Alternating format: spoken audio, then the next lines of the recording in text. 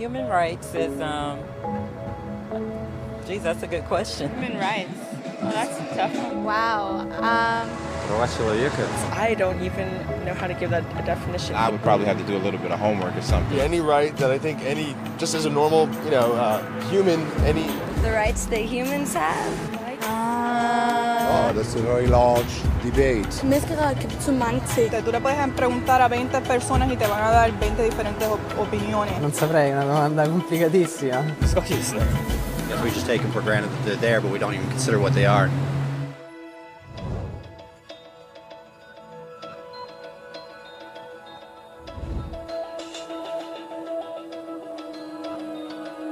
Los derechos humanos son los derechos que tienes simplemente por ser humano. Es la forma en que instintivamente esperas que se te trate y el trato que mereces como persona, como el derecho a vivir en libertad, hablar con franqueza y ser tratado con igualdad. Hay muchos tipos de derechos. La mayoría tienen que ver con cierto grupo. Pero los derechos humanos son los únicos que le corresponden absolutamente a todo el mundo en todas partes. Eso significa niños, gente mayor, pobres, jugadores de básquet, basureros, cantantes de rap, maestros, africanos, indios, albanos, cristianos, musulmanes, cabalistas, ateos, tu madre, tu padre, el vecino y tú. Todos tienen los mismos derechos humanos exactos. En otras palabras, son universales. Pero la cuestión sigue en pie. ¿Qué son? Name the human rights? What the human rights are? the right to live, equality between all peoples. Right to religion, the right to... Is there supposed to be a list somewhere I should be aware of? De acuerdo con las Naciones Unidas, hay un total de 30 derechos humanos, que generalmente se agrupan y se llaman simplemente derechos humanos. Se enumeran en la Declaración Universal de los Derechos Humanos, que es el documento sobre el tema más aceptado en el mundo. Pero llevó mucho tiempo para que llegaran. Al principio no había derechos humanos. Si estabas con la gente adecuada, estabas a salvo. Si no, no lo estabas. Pero entonces Ciro el Grande decidió cambiar todo eso. Tras conquistar Babilonia, hizo algo completamente revolucionario. Anunció que todos los esclavos podían irse en libertad. También dijo que la gente era libre de elegir su religión, sin importar de qué grupo fueran parte. Documentaron sus palabras en una tablilla de arcilla, conocida como el cilindro de Ciro, y así sin más nacieron los derechos humanos. La idea se extendió rápidamente, hasta Grecia, la India y al final hasta Roma. Se dieron cuenta de que la gente seguía de forma natural ciertas leyes, incluso aunque no se les dijera que las siguieran. Llamaron a esto derecho natural, pero siguió siendo pisoteado por quienes se encontraban en el poder. No fue hasta 1000 años más tarde en Inglaterra donde finalmente hicieron que el rey estuviera de acuerdo en que nadie podía invalidar los derechos de la gente, ni siquiera un rey. Los derechos de la gente fueron finalmente reconocidos y estaban ahora a salvo de los que estaban en el poder. Hasta cierto punto. Todavía hizo falta que un grupo de rebeldes británicos declarara su independencia antes de que el rey entendiera que todos los hombres han sido creados iguales. Es decir, no es que a él le gustara la idea, sino que no pudo pararles, y así nació América. Los franceses siguieron inmediatamente con su propia revolución por sus propios derechos. Su lista era más larga e insistían en que esos derechos no eran solo inventados, eran naturales. El concepto romano de derecho natural se había convertido en derechos naturales. Por desgracia, no todo el mundo estaba tan entusiasmado. En Francia, un general llamado Napoleón decidió derrocar la nueva democracia francesa y se coronó a sí mismo emperador del mundo. Y casi tuvo éxito. Pero los países de Europa unieron fuerzas y lo derrotaron. Y los derechos humanos eran una vez más un tema candente. Se redactaron acuerdos internacionales garantizando ampliamente muchos derechos por toda Europa, pero solo a través de Europa. El resto del mundo de alguna forma todavía no cualificaba. En vez de eso fueron invadidos, conquistados y consumidos por los enormes imperios europeos. Pero entonces un joven abogado de la India decidió que ya había sido bastante. Se llamaba Mahatma Gandhi y frente a la violencia insistió en que toda la gente en la tierra tenía derechos. No solo en Europa. Al final, hasta los europeos empezaron a estar de acuerdo. Pero no iba a ser tan fácil. Habían estallado 2 guerras mundiales. Hitler exterminó a la mitad de la población judía de la Tierra en los horrorosos campos de muerte nazi.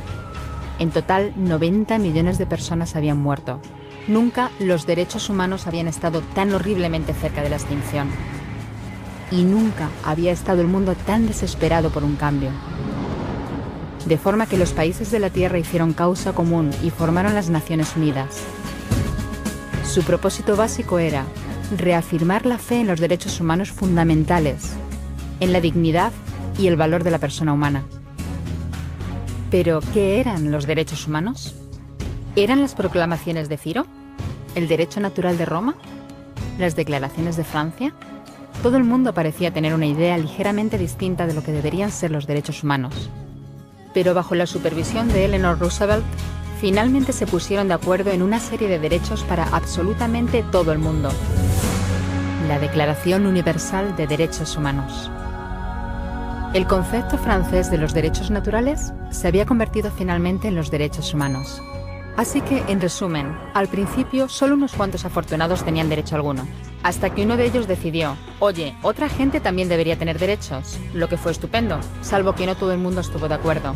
Y solo que llevó unos cuantos miles de años de lucha, declaraciones y más lucha hasta que finalmente todo el mundo estuvo de acuerdo en que los derechos humanos deberían ser para todos. Y vivieron felices y comieron perdices.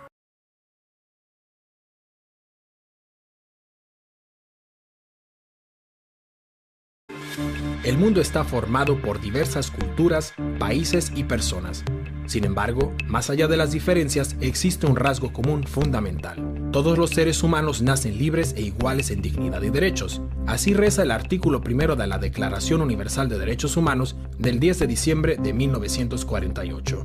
Los derechos humanos se han convertido en uno de los conceptos más importantes de la historia de la humanidad. ¿Pero qué son realmente los derechos humanos? ¿Quién es responsable de su defensa? ¿Y son realmente válidos para todos los seres humanos? Se entienden por derechos humanos aquellos que corresponden a toda persona por el solo hecho de serlo. Son innatos. Los derechos humanos tienen validez sin excepción para todo ser humano en cualquier parte del mundo. Son, por lo tanto, universales. Son válidos para todas las personas por igual, independientemente de su raza, religión, sexo, orientación sexual, color de piel, edad u otras características que puedan diferenciar a los seres humanos entre sí. Los derechos humanos forman parte del derecho internacional. Ya la Carta de las Naciones Unidas de 1946 contenía importantes pasajes dedicados a la protección y el significado de los derechos humanos. El primer acuerdo internacional al respecto es la Declaración Universal de Derechos Humanos de las Naciones Unidas de 1948. En 1966, la ONU aprobó otros dos instrumentos internacionales, el Pacto Internacional de Derechos Civiles y Políticos y el Pacto Internacional de Derechos Económicos, Sociales y Culturales. Juntos se denominan Leyes Internacionales de Derechos Humanos. Son la base jurídica más importante a este respecto. A todos ellos hay que añadir otra serie de convenciones. La Convención sobre el Estatuto de los Refugiados, la Convención sobre los Derechos del Niño, la Convención contra la Tortura y la Convención sobre los Derechos de las Personas con Discapacidad. ¿Pero cuáles son en detalle los derechos humanos fijados por estos instrumentos? A menudo se clasifican los derechos humanos en 3 generaciones o dimensiones. La primera dimensión, los derechos civiles y políticos clásicos. A este grupo pertenecen el derecho a la vida y la integridad física, la prohibición de la esclavitud y el trabajo forzoso, la protección contra la tortura, la libertad de opinión, la libertad de conciencia y religión, una amplia prohibición de la discriminación, además del derecho al voto. La segunda dimensión, los derechos económicos, sociales y culturales, como el derecho a un trabajo y una remuneración adecuada, el derecho a la fundación de sindicatos, la paridad en los derechos de hombres y mujeres, la protección de la familia, las mujeres embarazadas, las madres y los niños, el derecho a nivel de vida adecuado incluyendo una alimentación nutritiva, el derecho a la mejor salud posible, el derecho a la educación y el derecho a la participación en la vida cultural. La tercera dimensión está compuesta por los derechos colectivos, por ejemplo, el derecho a la autodeterminación, el derecho al desarrollo, el derecho a un medio ambiente limpio y el derecho a la paz. En este sentido, resulta fundamental el principio de la indivisibilidad de los derechos humanos. Según este principio, no puede establecerse una jerarquía entre los derechos políticos, económicos, sociales y culturales. Los derechos humanos deben garantizarse conjuntamente. La realización de los derechos civiles y políticos depende de la garantía de los derechos económicos, sociales y culturales y viceversa. ¿Y quién se ocupa de que se apliquen y respeten los derechos humanos? La responsabilidad principal recae en los gobiernos. Estos no pueden perpetrar ninguna violación de los derechos humanos. Deben protegerlos de los ataques de terceros y tienen que crear las condiciones para su absoluto cumplimiento.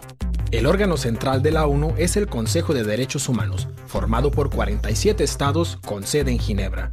El Consejo de Derechos Humanos revisa regularmente la situación de los mismos en los estados miembros. Asimismo, puede enviar expertos independientes a países específicos. Pero existe un problema. En este órgano participan muchos estados que en la práctica no protegen los derechos humanos. El Consejo de Seguridad de las Naciones Unidas se ocupa especialmente de la protección de los derechos humanos en guerras y conflictos armados. Sus esfuerzos se dirigen, por ejemplo, a luchar contra el reclutamiento de menores como soldados.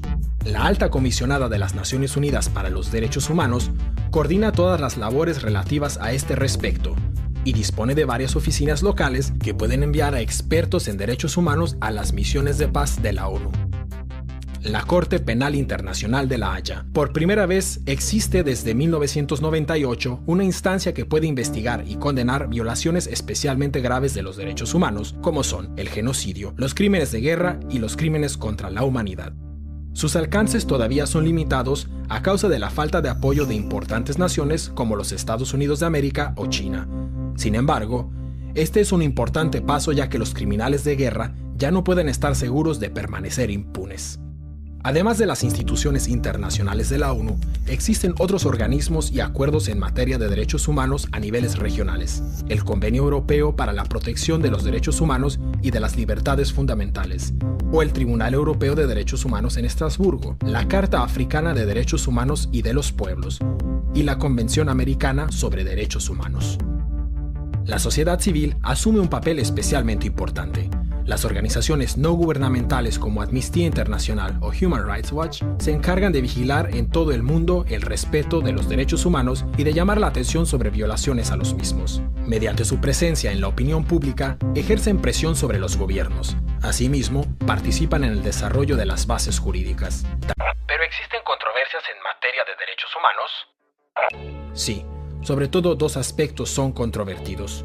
Punto de discordia número 1. El carácter universal de los derechos humanos. El argumento, la idea de los derechos humanos procede de Occidente y por lo tanto no puede trasladarse automáticamente a otras culturas.